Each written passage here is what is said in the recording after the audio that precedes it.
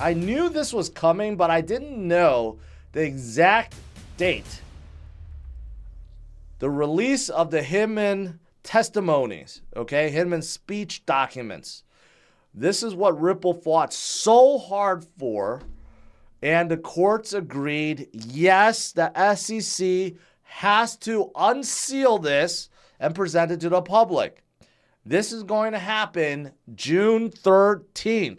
Okay, so less than a month away. If this comes out, then Ripple and everyone else in the industry will see how the previous director labeled Ethereum a commodity and what criteria he used to make that determination so that everyone can fight against the SEC. The SEC and Gary has been fighting tooth and nail, appeals after appeals after appeals after appeals, and making all the excuses under the sun on why this document should not be unsealed and made public. And every single turn, the judges say no, no, no, no, no. It makes no sense. Why would you not want to share your criteria, how you ruled Ethereum a commodity and not a security? So this could be the absolute turning point, and many people feel like before June 13th, there may be a settlement because Gary does not want to lose face, because after this comes out, then their whole defense could be gone.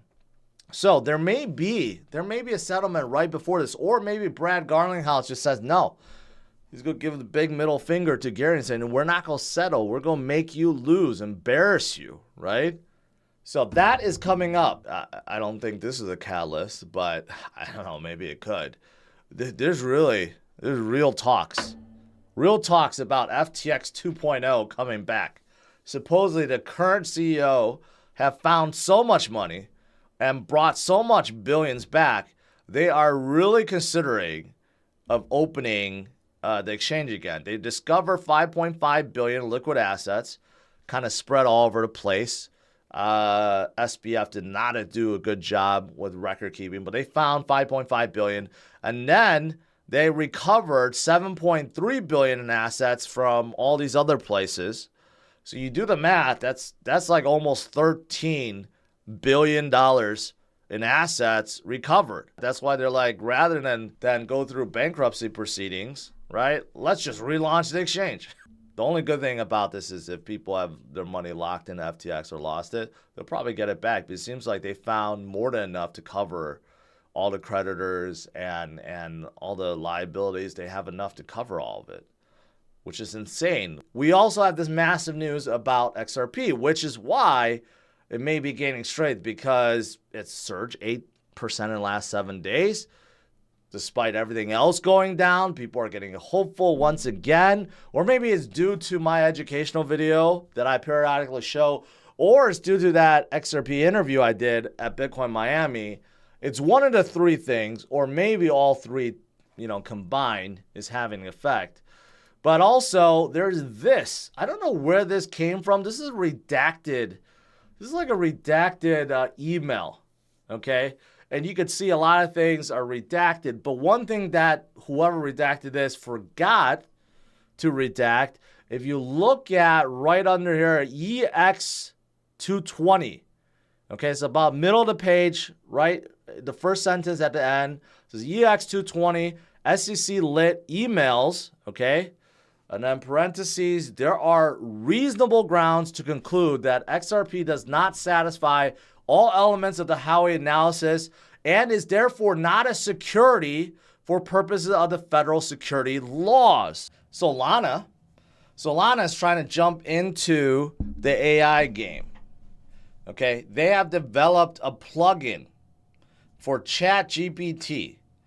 So now if you're a dApp within Solana, you can access it. You could access ChatGPT as if you were a non-Web3 app, right? And plus, they are opening up AI fund, 10 million fund for projects to take advantage of this plugin and basically create the newer generation of AI tools. I think this is pretty good. I think this is this is a pretty good idea. We don't hear much from Solana these days. Cardano, despite all the fuddishness that's been happening, we got one good thing. And it's been rumored, and CZ even tweeted out, this is massive, massive news. CCTV, China Central Television, just broadcasted crypto. It's a big deal. The Chinese-speaking communities are buzzing. Historically, coverages like these lead to bull runs. Not to saying past predicts the future and not financial advice, but basically, yes, that is financial advice. Go buy some Bitcoin, right? And it's true. Nothing gets broadcasted without the CCP saying, yes, go ahead and do so, right? So that's why I show this in my thumbnail. Basically, they have confirmed retail investors in Hong Kong are allowed to buy Bitcoin. Not just Bitcoin, but Ethereum and Polygon and Avalanche and Chainlink and a few others. This is a done deal. This is coming June 1st. Okay, again, same deadline as the debt ceiling. But this is absolutely massive. I think this is going to be absolutely massive.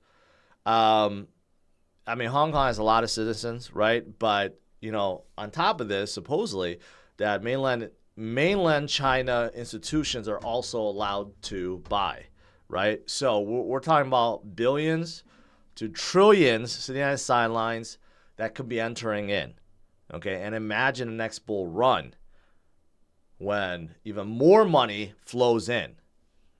It's going to be unlike we have ever seen before. Unlike anything we have ever seen before in terms of money flowing in to the space. What about some altcoins? Ava Labs, who is behind Avalanche, who happens to be one of the crypto that Hong Kong citizens can buy. Okay, so think about that. Well, they just launched a no-code Web3 launchpad. Interesting. Ava Cloud, which allows businesses to launch whatever they want, right, without really needing to code. And that's the whole point. No code. So it's like a builder, so to speak, right? And what can you build? Well, you can build a validator and power the network, right? You can build a blockchain. There's an automated blockchain builder. And then there's other things like data tools, and you get chain interoperability, which means that whatever you're building connects up and hooks up to Avalanche. And there's subnets too. They have a big partnership with Amazon too, okay? So let's not forget that connection. And also Amazon itself is looking to integrate with ChatGPT. And, you know, there's many projects that's trying to do so right now. So I'm sure Avalanche is trying to utilize this too. Brad Garlinghouse says this for UXRP Army guys: the lawsuit will come to an end in weeks, not months. Weeks. Okay? That's pretty telling. That means it's gonna be in June, right? In June, we're gonna get a settlement or judgment where Gary Gensler is going to lose, right? That is what we're looking forward to. So it's coming, right? And of course, everyone expects Ripple to win because Judge Torres basically shut Gary down, right? When they, again, the SEC tried to hide the controversial Hinman speech documents. It's not controversial at all. It's supposed to be public, and it's coming out, right? SEC tried very hard, fighting tooth and nail, trying to suppress the documents, right? But they can no longer. It's going to be released. So not only will Ripple be able to use it and win, but every other project afterwards will use it to win as well. And of course, if they lose against Ripple, well, they're probably going to lose to Coinbase too. And it could be a trickle effect, which may bring down Gary Gensler. Staking has gone up to 15.5% now, which is absolutely fantastic. It was like 13 or 14%, now almost 16%. But imagine more and more ETH being staked, going up to 60, 70%.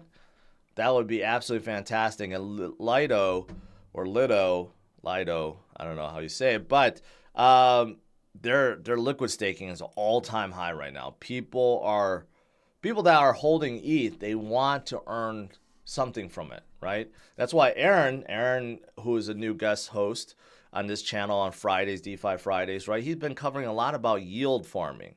Because that's what people are doing exactly with Lido and with native staking and with liquidity pools, right? There are a lot of people that are taking advantage. And these are decentralized ways to make yield, not centralized methods like Celsius and Voyager. So I think a lot of people get it confused. But first, you got to get your own self-custody wallet. If you don't have that, then you can't do anything.